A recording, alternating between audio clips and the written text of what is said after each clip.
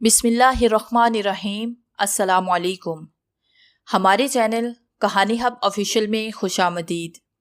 नाजरीन, मैं आज आपके लिए इंतहाई खौफनाक और दिलचस्प कहानी लेकर आई हूँ। लेकिन कहानी शुरू करने से पहले आपसे गुजारिश है कि अगर आपने हमारा चैनल सब्सक्राइब नहीं किया तो आप हमारे इस चैनल को सब्सक्राइब कर लीजिए और बेल आइकन को भी प्रेस कर लें ताकि हर नई आने वाली वीडियो बआसानी आप तक पहुँच सके। पेशे खिदमत है साया नावल एपिसोड नंबर 11। सोफिया अजीब कश्मकश का शिकार थी। माँ बाप उसे मुस्तकिल मिलने देते रहते थे।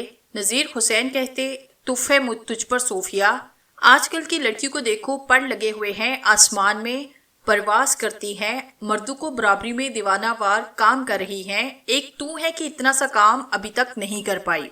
मैंने कोई इस काम की तरबियत ली है अब्बा? अजीब बातें करते हैं आप। आपने मुझे एक ऐसे काम पे लगाया जिसका मुझे कोई तजुर्बा नहीं। अजीब सी बातें हैं ये सब।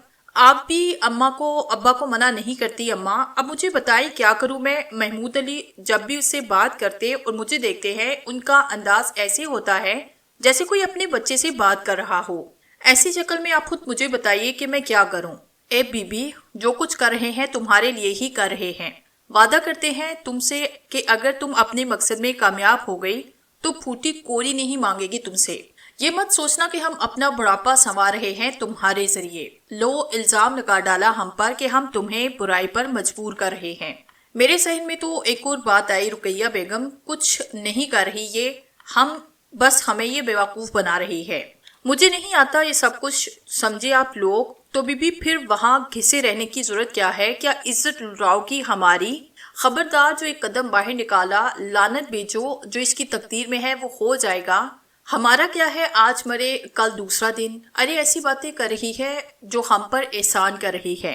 एक तो हमने इसे खुल खेलने का मौका दिया। इज्जतदार लोग कम ही ऐसा करते हैं, मगर क्या करें, माँ बाप औलाद के लिए मरते हैं। तोबा तोबा, दूर करो इसे मेरी निगाहों के सामने से। मुझे इस पे शदीद गुस्सा है और अपनी बेगैरती का एहसास हो रहा है। मैंने सिर्फ ये सोचकर इसे इस बात का मौका दिया था कि अगर महमूद इसके जाल में फंस गया तो इसके वारे न्यारे हो जाएंगे। अरे लड़कियां क्या क्या नहीं कर लेती। रहने दे बीबी, रहने दे तू, कहीं हमें दो कोड़ी का करके ना छोड़ना। मना कर दो इसे रुकैया बेगम, बस मना कर दो। क्यों, क्या कहती है? आखिरी मौका देती हूँ तुझे, समझा लूंगी तेरे अब्बा को। महमूद पर अपनी उल्फत का इजहार कर दे, साफ साफ कह दे उससे कि तेरे दिल में उसके लिए मोहब्बत का मकाम पैदा हो चुका है और तू उसके कदमों में रहना चाहती है। जा अब जा। यूं खड़ी खड़ी टुकर टुकर क्या देख रही है? बाप से आंखें मिलाती है। जो बताया है वो कर, इसी में सबकी निजात है। सोफिया बाहर निकल गई। उसका सर चकरा रहा था। हकीकत ये थी कि शाहिद अली उसके दिल में रहता था। बड़े अरसे की मोहब्बत थी, बड़ा एहतराम किया था उन दोनों ने अपनी मोहब्बतों का। शाहिद ने बस एक बार कहा था कि सोफिया, दिल चाहता है कि तुम्हें किसी राज महल में बिठा दूं, लेकिन इंसान बेबस है, खुदा तुम्हें खुश रखे, एक आला मुस्तकबिल तुम्हें दे। सोफिया ने उसके अल्फाज में जो कसस महसूस की थी वो उसके दिल में महफूज थी। वो जानती थी कि उसके माँ बाप किस तरह के लोग हैं। नज़ीर हुसैन दौलत के पुजारी और उनकी बातों से इसी तरह का इजहार होता था। अक्सर कहते थे कि सोफिया, अगर तू लड़का होता हमारे सारे दिल धड़ हो जाते, मगर तू हमारी काली तकदीर से मुंसलिक है। सोफिया बाहर निकल आई और एक गोशे में बैठकर माँ बाप के बारे में सोचने लगी। बहरहाल अपने माँ बाप को चाहती भी थी। बेशक उनका ये मुतालबा बहुत अनोखा था और वो सोचती कि किस तरह भी एक इज्जत अमल नहीं है। हमेशा ही माँ बाप की रजामंदी के सामने सर झुकाती रही थी। वो अपनी जगह से उठी और अंदरूनी हवेली की जानिब चल पड़ी। महमूद अली अपने कमरे में किसी काम से बैठे थे। सोफिया अक्सर उनके काम कर दिया करती थी। जैसे ही वो अंदर आई तो उन्होंने कहा, वाह सोफिया, इस वक्त तुम फरिश्ता बनकर आई हो मेरे पास, आओ थोड़ा सा मेरे साथ काम करो। जी? सोफिया बड़े मध्यम लहजे में बोली और महमूद अली ने अपने सामने रखे हुए बहुत सारे कागजात उसके सामने कर दिए। देखो, ये एक तहरीर है। इन कागजात में तुम इस तहरीर को मुख्तलिफ जगहों पर तलाश करो और जहां वो नजर आए उस पर सुर्ख निशान लगा देना। ये कुछ अहम कागजात हैं और मुझे इनमें से कुछ कागजात अलग करने हैं जिनमें वो तहरीर मौजूद है। तादाद ज्यादा है और मैं कुछ थकन सी महसूस कर रहा हूँ। तुम थोड़ी देर इन्हें देखो और प्लीज जरा एहतियात के साथ। सोफिया कागजात लेकर बैठ गई। उसकी निगाहें दूसरे कागजात पर उस तहरीर को तलाश करने लगी, मगर अल्फाज आंखों के सामने मडगुड हो रहे थे। समझ में नहीं आ रहा था कि क्या करे। सर उसका बुरी तरह से चकरा रहा था। دو چار ہی صفحات دیکھے تھے کہ آنکھوں سے آنسو کے کچھ قطرے ٹپک پڑے۔ محمود علی جو پرخیال نگاہوں سے اسے دیکھ رہے تھے، ذہن میں کچھ بھی نہ تھا، بس ان کاغذات کے بارے میں سوچ رہے تھے جن کی تفصیل اکٹھی کر کے انہیں ایک اہم سرکاری محکمے کو بھجوانی تھی۔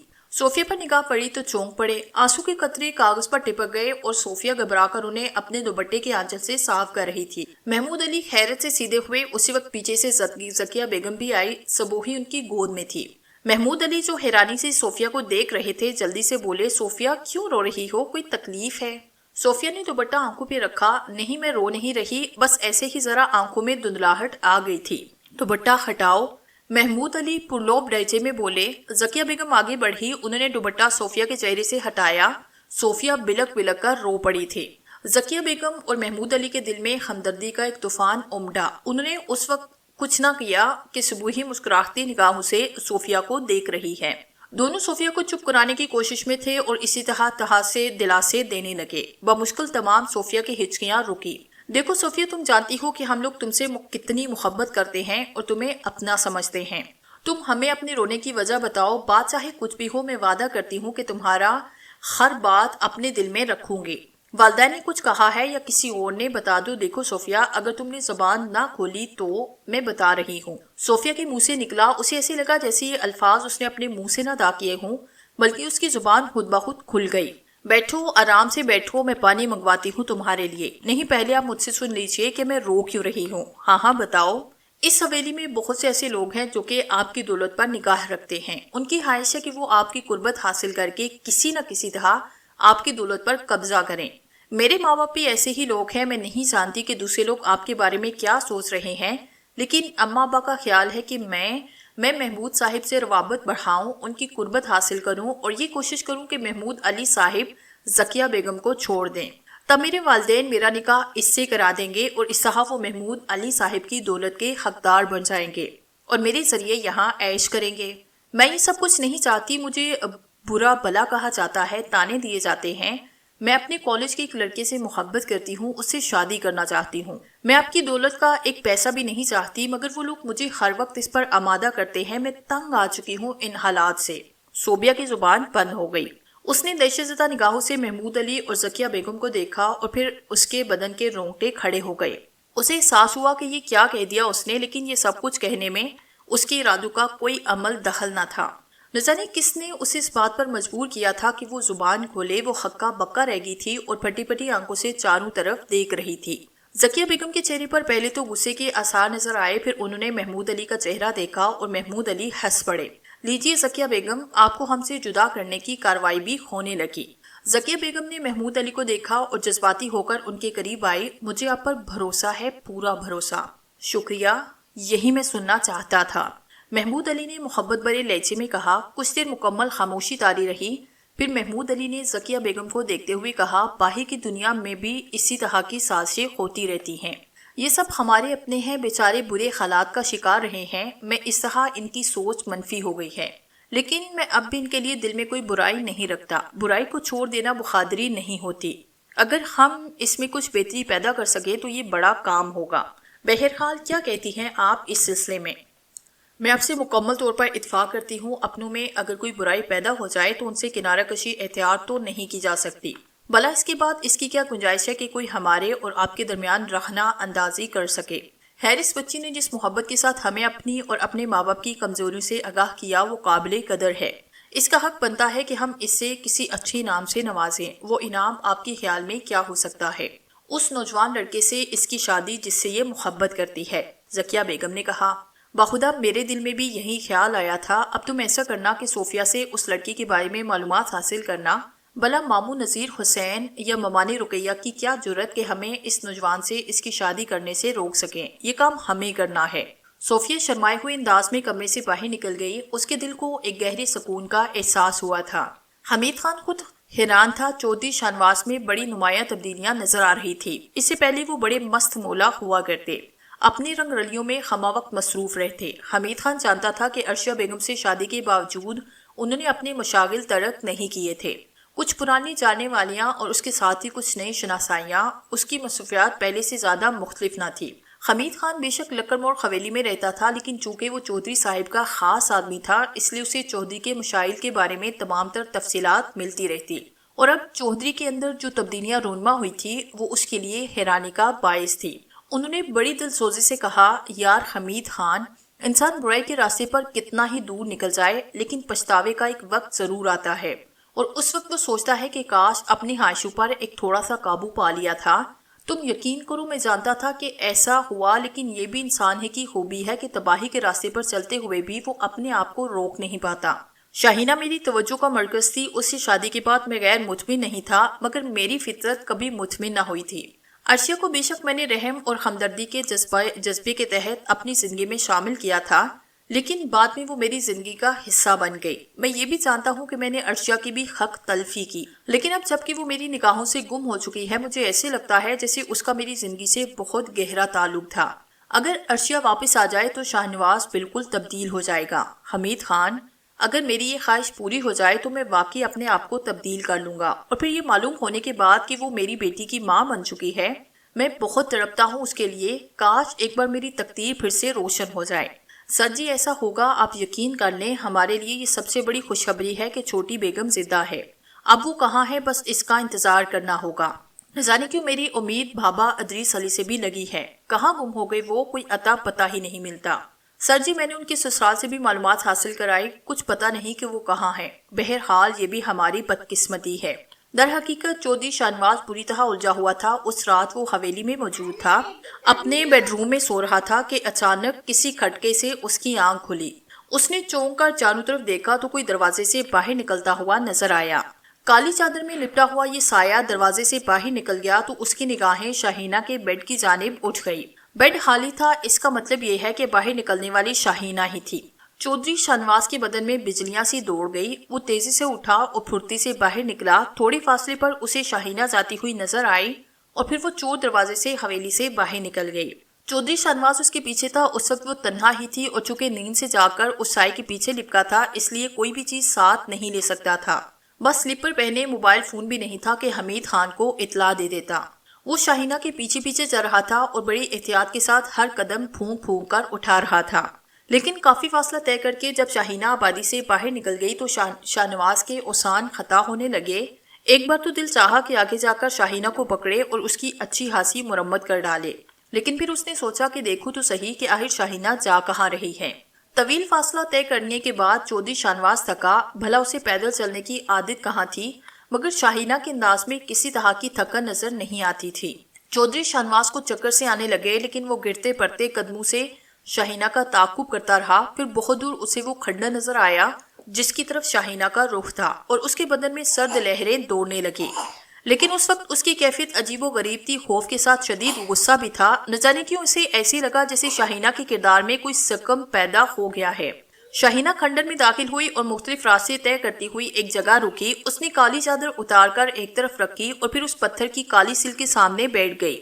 اس کا انداز عقیدت مندو جیسا تھا۔ پھر دونوں ہاتھ سامنے کر کے اس نے سر جھکایا، 3-4 مرتبہ اس طرح کیا۔ اس کے بعد اس کی آواز ابھری، ہے مہا سابلی، میرے من کو شانتی دے، میرا من بےقل ہے، مجھے منجتار میں چھوڑ دیا گیا ہے۔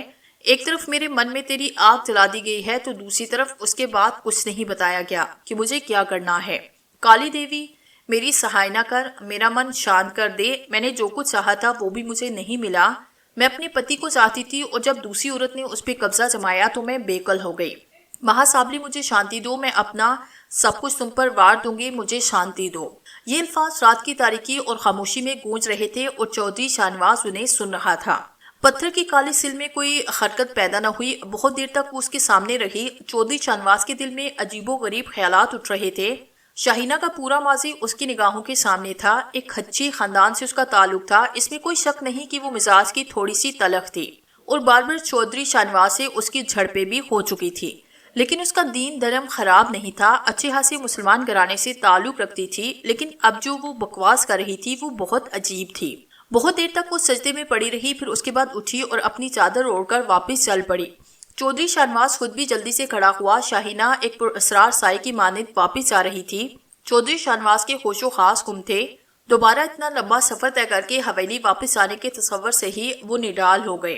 خوفناک جنگل ہو کا عالم کہیں رک بھی نہیں سکتا تھا، اس قدر دلیر نہیں تھا کہ جنگل میں کہیں رک جاتا، جبکہ وہ دیکھ رہا تھا کہ شاہینہ نپے تلے قدموں سے واپسی کا سفر طے کر رہی ہے، یہاں تک کہ وہ یہ لمبا فاصلہ طے کر کے حویلی پہنچی اور پھر اسی چور راستے سے اندر داخل ہو گئی۔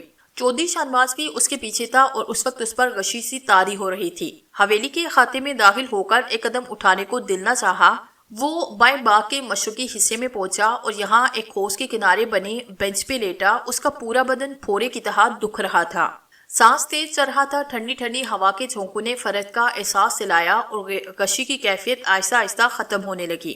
شاہینہ یقیناً بیڈ روم میں پہنچ گئی ہوگی، اسے موجود نہ پا کر پتہ نہیں اس نے کیا سوچا ہوگا، لیکن چودھری شاہنواز کے دل میں اس وقت ایک عجیب سی کیفیت پیدا ہو رہی تھی۔ شاہینہ کے الفاظ نے اسے کشمکش کا شکار کر دیا تھا۔ ایک طرف تو وہ شاہینہ کے عمل سے شدید منتشر تھا، تو دوسری طرف اس کے دل میں گداز سا ابھر رہا تھا۔ چودھری شاہنواز اتنا سنگ دل نہیں تھا کہ عورت کے جذبوں کو نہ سمجھ سکتا۔ شاہینہ اپنے جلاپے کا شکار ہوئی، شوہر کی محبت نے اسے دیوانہ کیا، اس طرح بے یارو مددگار نہیں چھوڑ دینا چاہیے تھا۔ اس کمینے راج کندل نے شاہینہ کو یہاں تک پہنچایا اور اس سلسلے میں اس کا معاون کار رفیق ہے۔ راج کندل کے خلاف چودھری شاہنواز نے بہت سے قدم اٹھایا تھا۔ اس نے حمید خان کی سرکردگی میں اپنے سارے افراد بھیج کر راج کندل کا پورا ڈیرا تباہ کرایا۔ حمید خان کو اس نے یہی ہدایت کی کہ راج کندل کو جس طرح بھی بن پڑے زندہ گرفتار کر کے لائے، اور اگر ایسا نہ ہو سکے تو کم از کم اس کی لاش ہی اٹھا لائے۔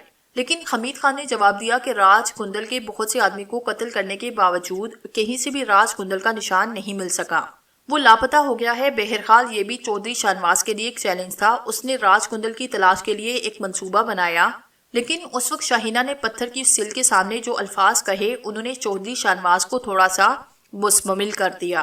شاہنواز نے سوچا کہ شاہینہ بہرحال ہمدردی کے قابل ہے، اس کے علاج کے لیے کچھ نہ کچھ کرنا پڑے گا۔ نہ جانے بابا ادریس علی کہاں گئے، وہ آنکھیں بند کر کے بابا ادریس علی کے بارے میں سوچتا رہا اور پھر پتھر کی اس بینچ پر ہی اسے نیند آ گئی۔ نوٹو کہ وہ انبار پہ احلاس احمد کی تحویل میں پہنچ گئے۔ انہوں نے شبانہ سے نہ جانے کیا کیا سوالات کر ڈالے، لیکن شبانہ کی زبان پر تالے لگ گئے۔ بہرحال یہ دولت بھی عجیب چیز ہوتی ہے، ان کی سمجھ میں نہیں آ رہا تھا کہ کیا کریں، اسے کہاں چھپائے۔ راتوں کی نیندیں حرام ہو گئی تھی۔ اس بات پر تو انہیں یقین آ گیا تھا کہ یہ چیزیں شبانہ نے کہیں سے چوری نہیں کی۔ شبانہ ایسی ہمت والی لڑکی ہی نہیں، اور پھر اتنا بڑا ڈاکہ تو اس کے لیے ممکن ہی نہیں۔ ایسا کرتے ہیں، کوئی ترکیب نکال لیتے ہیں۔ فاہرہ بیگم، وہ جو ریاض الدین ہیں، ان کی طرف سے خط منگواتے ہیں کہ تھوڑے دن کے لیے آ کر مل جاؤ، بس اس بہانے سے گھر سے نکل چلتے ہیں، زیادہ سامان نہیں لے کر جائیں گے، یہ زیورات نوٹ سوٹ کیس میں بھر کر چل پڑیں گے اور پھر کہیں غائب ہو جائیں گے۔ جھاڑو پھرے ان ریاض احمد پر، نام بھی لوگے تو ان کا جن کے نام سے جی جلتا ہے، ارے یاد نہیں کیسے کھڑے کھڑے گھر سے نکال دیا تھا۔ بیزتی بھول کے احلاس احمد، لعنت ہے تم پر، بات کرو گی تو وہیں عورتوں والی، عقل کا تو کوئی نام و نشان نہیں۔ ارے بابا ایک جعلی خط ان کے نام سے منگوانا ہے اور محمود علی کو دکھا کر یہاں سے نکل چلیں گے، کسی گمنام جگہ ٹھکانہ بنائیں گے، پھر یہ دولت ہوگی اور ہم سارے غم دور ہو جائیں گے۔ ایسا سمجھتے ہو تو ٹھیک ہے، اچھی ترکیب ہے، جو کچھ ہمارے پاس ہے وہ ہماری زندگی بدل دے گا۔ شبانہ کے لیے بھی کوئی دوسرا رشتہ تلاش کریں گے، حیثیت اچھی ہو تو رشتے خود بخود آ جاتے ہیں۔ میں تو کہتی ہوں کہ نام بھی بدل لینا تم اپنا۔ بالکل ٹھیک کہتی ہو، بگوڑے شاہ کیسا رہے گا، احلاس احمد نے کہا۔ مذاق، ساری زندگی مذاق ہی کرتے رہو، اور کیا کیا ہے تم نے؟ ارے فاہرہ بیگم ہوش ٹھکانے رکھو، ورنہ میں صرف اپنی بیٹی کو لے کر چلا جاؤں گا اور آپ ٹاپتی رہ جائیں گی، احلاس احمد نے کہا۔ بہرحال دولت کے کھیل ایسے ہی ہوتے ہیں، دولت پتہ نہیں انسان کو کہاں سے کہاں پہنچا دیتی ہے۔ دوسری طرف صوفیہ کی زبانی تفصیل سننے کے بعد محمود علی اور ذکیہ بیگم کے لیے دلچسپی کا ایک اور سامان پیدا ہو گیا تھا۔ بچی تو خیر ان کی جی جان بن چکی تھی، لیکن یہ کہانی بھی مزیدار تھی جو صوفیہ نے سنائی تھی۔ محمود علی افسوس بھرے لہجے میں کہتے تھے، واقعی یہ المیہ ہے ان لوگوں کا، خلوص تو انسان کی فطرت میں رہا ہی نہیں۔ اب دیکھو ہم لوگوں نے ان لوگوں کو اپنا سمجھ کر یہاں رکھا اور اب یہی لوگ ہم سے ہی دشمنی پر آمادہ ہو گئے۔ بہرحال صوفیہ ایک اچھی لڑکی ہے اور کسی اچھی لڑکی کے لیے کچھ کرنے کا جذبہ برا نہیں۔ میں سمجھتا ہوں صوفیہ کے لیے ہمیں کام شروع کر دینا چاہیے، اور ایسا ہی ہوا۔ محمود علی نے خاص طور سے نذیر حسین کے بارے میں جا کر ان سے ملاقات کی۔ محمود علی کو دیکھ کر نذیر حسین ششدر رہ گئے، پھر ان کے دل میں طرح طرح کے دل خوشکن خیالات ابھرنے لگے۔ محمود علی کی آمد نے یہ احساس دل میں پیدا کر دیا کہ شاید صوفیہ کا کوئی تیر نشانے پہ بیٹھ گیا اور محمود علی اپنے بارے میں بات کرنے آئے ہیں۔ لیکن جب ان کے پیچھے پیچھے چند ہی لمحوں کے بعد ذکیہ بیگم بھی اندر آئی تو وہ اور رقیہ بیگم مرجا سے گئے۔ پھر بھی پذیرائی کرتے ہوئے بولے، ارے محمود علی بھائی، تم نے کیوں تکلیف کی؟ ویسے تو یہ تمہاری سعادت مندی ہے کہ ذرا بھی تکلیف نہیں کرتے، وہ بڑی خوشی ہی ہے۔ ظاہر ہے آپ میرے اپنے ہیں اور میری زندگی میں آپ لوگوں کی سوا اور رکھا ہی کیا ہے۔ ماموں صاحب، میں صوفیہ کی شادی کرنا چاہتا ہوں، آپ مجھے اجازت دیں کہ میں اس کے لیے کوئی مناسب رشتہ تلاش کروں۔ اور ایک بات میں خاص طور سے آپ سے عرض کرنا چاہتا ہوں، صوفیہ میرے لیے بہنوں کی حیثیت رکھتی ہے۔ اس کی شادی کے تمام اخراجات، لڑکے کا انتخاب میں خود کرنا چاہتا ہوں۔ کیا مجھے یہ اختیار دیں گے؟ دھماکے پہ دھماکے ہو رہے تھے۔ نذیر حسین تو کچھ اور ہی سمجھے تھے، یہاں بات بالکل مختلف نکلی تھی، اور جس طرح اعتماد کے ساتھ محمود علی نے کہا تھا کہ صوفیہ ان کے لیے بہن کی حیثیت رکھتی ہے، تو پھر کوئی گنجائش ہی باقی نہیں رہی تھی۔ وہ دنیا دار آدمی تھے اور دنیا کو اچھی طرح جانتے تھے۔ سر جھکا کر بولے، ٹھیک ہے محمود علی، یہ کوئی پوچھنے کی بات ہے؟ تم نے اتنی ہمدردی سے ہمارے بارے میں سوچا، ہمیں بھلا کیا اعتراض ہو سکتا ہے؟ اس طرح صوفیہ کا مسئلہ حل ہو گیا، لیکن کوٹھی کے معاملات معمولی نہ تھے۔ اب ایک اور پارٹی سامنے تھی، یہ رحمت علی، نادیہ خالہ اور شکیل تھے۔ شکیل کی بیوی سمینا کا تو خیر اس سلسلے میں کوئی کردار نہ تھا، وہ صرف شوہر کی ہاں میں ہاں ملا رہی تھی، اور شکیل کی بھی یہی خواہش تھی کہ جس طرح بھی ممکن ہو سکے اس کی اولاد محمود علی اور ذکیہ بیگم کی آغوش میں پہنچ جائے۔ رحمت علی نے تو خیر علم بغاوت بلند کیا تھا اور شکیل کو لعنت ملامت کی تھی، جس کے دل میں فاسد خیالات ابھر رہے تھے، لیکن شکیل نے خان نہ مانی اور وہ کچھ کرنے کے چکر میں تھا۔ اس نے فیصلہ کیا کہ بچی کو اغوا کر کے کہیں پہنچا دیا جائے، اور وہ منصوبہ بندی میں مصروف تھا۔ فطرتاً غلط قسم کا نوجوان تھا، آسان ذریعے آدمی کا متلاشی، چنانچہ اپنے 2-3 جرائم پیشہ دوستوں کی مدد سے اس نے منصوبہ مکمل کیا۔ اس کا ایک دوست ایک پرانی گاڑی لیے محمود علی کی کوٹھی سے کچھ فاصلے پر صبح سے شام تک کھڑا رہتا، اور شکیل اس طاق میں تھا کہ کوئی موقع مل جائے تو وہ بچی کو اغوا کر کے لے آئے، اور آخرکار اسے موقع مل ہی گیا۔ دوپہر کا وقت تھا، نہ جانے کس کام سے شبانہ بچے کو لے کر باہر آئی۔ بچی جاگ رہی تھی، شبانہ نے اسے درخت کی چھاؤں میں بٹھایا۔ شکیل تو پہلے ہی نگاہ رکھے ہوئے تھا، اس نے ادھر ادھر دیکھا، آہستہ آہستہ بچی کی جانب بڑھنے لگا۔ اس کے دل میں آرزو تھی کہ شبانہ کسی کام سے ادھر ادھر ہو جائے، اور اس وقت تقدیر کچھ باور تھی کہ شبانہ نے بچی کے لیے تھوڑے فاصلے پر پھول توڑنا شروع کیے۔ شکیل نے فوراً ہی خطرہ مورا، وہ پھرتی سے آگے بڑھا، اس نے بچی کو چیل کی طرح دبوچا، پھر وہ برق رفتاری سے احاطے کی دیوار کی جانب بھاگا۔ بہت مشکل کام تھا، لیکن بہرحال وہ کسی نہ کسی طرح بچی کو دبوچ کر احاطے کی دیوار کو کود گیا، اور اس کے بعد دوڑتا ہوا اس کا رخ کار تک پہنچا، جس کی ڈرائیونگ سیٹ پر اس کا دوست موجود تھا۔ فیض، تم اسے لے کر 04 پہنچو، میں ذرا گھر کے حالات پر نگاہ رکھتا ہوں، میرا گھر سے غائب ہونا مناسب نہیں ہوگا، ذرا احتیاط رکھنا، جیسے ہی موقع ملا میں تم سے ملوں گا۔ یہ کہہ کر وہ واپس کوٹھی میں آ گیا۔ اس کی تقدیر یاور تھی کہ شبانہ اس کو نہیں دیکھ پائی، البتہ جب وہ واپس پلٹی تو اس نے بچی کو غائب پایا۔ پہلے تو وہ یہ سوچتی رہی کہ بچی شاید خود ہی کہیں آگے بڑھ گئی ہے، لیکن پھر اس کے دل میں خوف نے بسیرا کیا اور وہ وحشت زدہ انداز میں چاروں طرف دوڑنے لگی۔ وہ چیخ چیخ کر سبوہی کو آوازیں دے رہی تھی، لیکن سبوہی کا کہیں پتہ نہ تھا۔ جب اس نے یہ خبر اندر کوٹھی میں پہنچائی تو کوٹھی میں کوہرام مچ گیا۔ راج کنڈل ویرانوں میں مارا مارا پھر رہا تھا، اس کا سب کچھ تباہ ہو چکا تھا۔ زندگی میں عیش کیے تھے، لیکن اب برے حالات کا شکار تھا۔ اسے اس بات کا علم ہو چکا تھا کہ چودھری شانواس نے اس کے ڈیرے کو جڑ سے اکھاڑ پھینکا ہے، اور اب کوئی ساتھی نہیں رہا، لیکن اگر مہا سابلی کا سہارا مل جائے تو سب کچھ ہو سکتا ہے۔ کافی دن تک وہ دیوانوں کی طرح مارا مارا پھرتا رہا، پھر ایک ایسے علاقے میں پہنچا جو آبادیوں سے کافی دور تھا۔ یہاں ایک جھرنا پہاڑوں کی بلندیوں سے نیچے گر رہا تھا، اس سے ایک شفاف ندی بن گئی تھی، لیکن اس کے آس پاس نہ جانے کس طرح ترکاریاں اگ گئی تھی، اور مٹر کی بیلیں اور ایسی ہی دوسری قابل استعمال ترکاریاں موجود تھی۔ راج کنڈل نے اس جگہ کو اپنا ٹھکانہ بنایا اور یہاں اپنا وقت گزارنے لگا۔ کافی دن دیوانگی ختم ہونے میں لگے، جو کھویا تھا اس کے سلسلے میں اسے دلی ملال تھا، لیکن اس سلسلے میں وہ چودھری شانواس سے زیادہ بابا ادریس علی کو ذمہ دار سمجھتا تھا، اور اکثر اس کے ہونٹوں سے بڑبڑاہٹیں نکل جاتی تھی۔ مہا کالی کی سوگند، اگر کبھی مہا سابلی نے مجھے شکتی دے دی تو بابا ادریس، میں تیرا اور تیرے پریوار کا وہ حال کروں گا کہ سنسار تیرا نام لے لے کر روئے گا۔ مہا سابلی، وہ میرا ہی نہیں تیرا بھی بیری ہے، میری سہایتا کر کہ میں اپنے اور تیرے بیری کو ختم کر دوں۔ کافی عرصہ اسے اپنی کیفیت بحال کرنے میں لگا، اور پھر اس کا ذہن رفتہ رفتہ اعتدال پر آنے لگا۔ تب اس نے اپنے ماضی کے بارے میں سوچا، وہ کوئی معمولی انسان نہ رہا تھا، محنت کر کے اس نے بہت سے منتر حاصل کیے تھے۔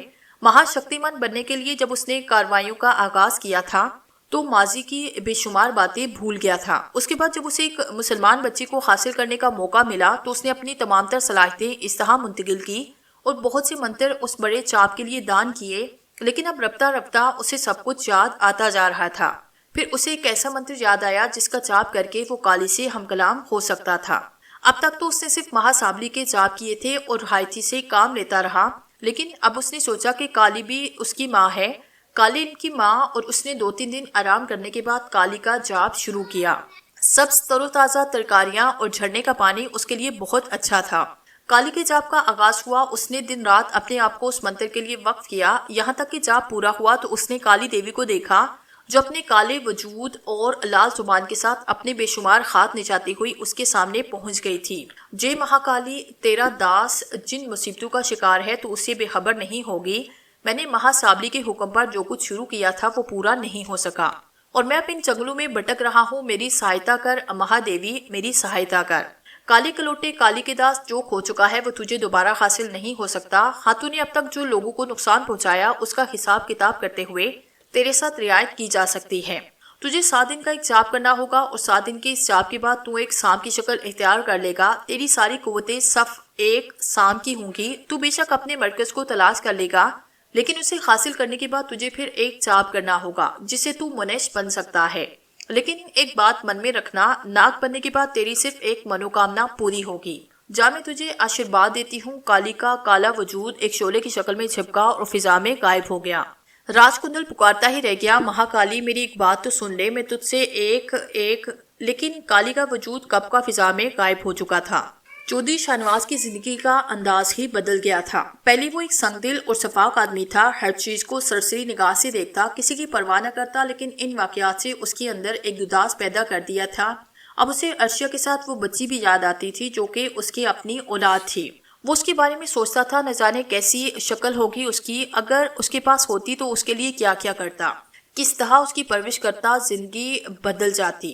نہ جانے کیسے کیسے خیالات چودھری شاہ نواز کے سینے میں اٹھتے رہتے، حالانکہ اب اس بات پر کوئی شک و شبے کی گنجائش نہ رہی تھی کہ شاہینہ کی وجہ سے اس کی زندگی کا سب سے قیمتی سرمایہ برباد ہو گیا تھا۔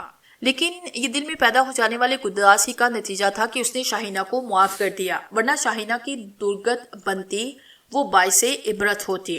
لیکن اب چودھری شاہ نواز نے عرشیہ کی تلاش کے ساتھ شاہینہ کے علاج کے لیے بھی کاوشیں شروع کر دی۔ راج کندل کے بارے میں اسے علم ہو چکا تھا کہ اس کی لاش نہیں ملی، ہو سکتا ہے وہ کہیں بھاگ گیا ہو۔ یہ خیال بھی چودھری شاہ نواز کے دل میں بار بار آتا کہ ممکن ہے کہ عرشیہ راج کندل کے قبضے میں ہو۔ چنانچہ اعلیٰ پیمانے پر راج کندل کی تلاش جاری تھی، گرچہ کہ چودھری شاہ نواز ان دنوں بڑی بے کسی کے دن گزار رہا تھا۔ لکڑ مور حویلی جانے کو دل نہیں چاہتا تھا، اور عام طور سے وہ بڑی حویلی ہی میں رہا کرتا۔ پھر حمید خان کے ایک گرگے نے ایک اور پہنچے ہوئے بزرگ بابا سلامت علی کے بارے میں بتایا، جو ایک بستی میں رہتے تھے اور فی سبیل اللہ لوگوں کے کام کیا کرتے۔ حمید خان نے چودھری شاہ نواز کو یہ خبر دی، اور چودھری شاہ نواز نے سلامت علی کی خدمت میں حاضری دینے کا فیصلہ کیا۔ بزرگ سلامت علی کی عمر تقریباً 90 سال تھی، باوجود شدید ضعیفی کے وہ بساط بھر لوگوں کی خدمت کے لیے اپنے آپ کو وقف کیے ہوئے تھے۔ چودھری شاہ نواز ان کی خدمت میں پہنچا۔ حضور، میں اپنی مشکل لے کر آپ کی خدمت میں حاضر ہوا ہوں، اس امید کے ساتھ کہ آپ مجھ پر توجہ فرمائیں گے۔ بابا سلامت علی نے نگاہیں اٹھا کر شاہ نواز کو دیکھا اور بولے، کیا بات ہے، آپ مجھے بتائیے۔ بابا صاحب، آپ کے بارے میں سنا ہے، غلط سنا ہے۔ لوگ اپنی عقیدت میں افسانے تلاش لیتے ہیں۔ مجھے اپنی مشکل بتائیں، میں ذائچہ بنا کر اس کی تفصیلات جاننے کی کوشش کروں گا۔ چودھری شاہ نواز نے ساری تفصیل بابا سلامت علی کو بتائی۔ بابا سلامت علی نے ایک کاغذ نکال کر سامنے رکھا اور پنسل سے اس پر کچھ لکھتے رہے، پھر بولے، آپ کی محترمہ کی عمر کیا ہے، ان کی والدہ کا نام کیا ہے، ان واقعات کو گزرے کتنا عرصہ ہوا، براہ کرم آپ یہ سب بتائیں۔ چودھری شاہ نواز نے سب کچھ بتایا۔ اس کے بعد بابا صاحب کاغذ پر حساب کتاب کرتے رہے، پھر بولے، ہاں، آپ نے جس ملعون کا نام بتایا اس کی برائیوں کی داستانیں ہم تک بھی پہنچی ہیں۔ اس کے ستائے ہوئے کچھ مسلمان بھی ہمارے پاس آ چکے ہیں۔ اللہ نے ان کی مدد فرمائی اور ہمیں یہ سعادت بخشی کہ اس کا ذریعہ ہم بنے۔ لیکن راج کندل ایک بہت ہی مکروہ شخص ہے، اس نے اپنے کسی سفلی عمل سے آپ کی بیگم کو اندر سے متاثر کر دیا۔ ہمیں اپنے ساتھ لے جائے، عمر کی وجہ سے بہت سے ایسے کام ہم نہیں کر پاتے جو ہمیں کرنا ہوتے ہیں، لیکن اس کے لیے ہم نے متبادل ذرائع تلاش کر رکھے ہیں۔ وہ عزیزہ جو جادو منتر کے زیر اثر قبر کی گہرائیوں میں پہنچا دی گئی تھی، اللہ کے حکم سے زندہ ہیں اور کسی محفوظ جگہ پر موجود ہیں۔ اس کے علاوہ آپ کی صاحبزادی تک رسائی اسی وقت ہو سکے گی جب حکم الہی ہوگا۔ البتہ میرا یہ فرض ہے کہ ایک ملعون نے اس کے ساتھ جو سلوک کیا اس کے ہاتھ میں آپ کی مدد کروں۔ یہ کچھ تعویذ ہیں جنہیں آپ روزانہ ایک ایک کر کے ان کے سامنے جلائیں گے، اور یہ پانی ہے جو روزانہ ایک گھونٹ آپ انہیں پلائیں گے۔ خداوند عالم سے دعا کروں گا کہ ان کے لیے کہ ایک مسلمان خاتون کو اس کے سحر سے نجات دلائے۔ آپ کو تھوڑا توقف کرنا ہوگا، میں کچھ ذرا پڑھنا چاہتا ہوں، 1-آدھا گھنٹہ لگ جائے گا۔ آدھے گھنٹے تک مراقبہ کرنے کے بعد بابا سلامت علی نے بتایا، جی ہاں، ان خاتون نے راج کنڈل کو بتایا تھا کہ وہ آپ کی دوسری اہلیہ کے خلاف کام کرے۔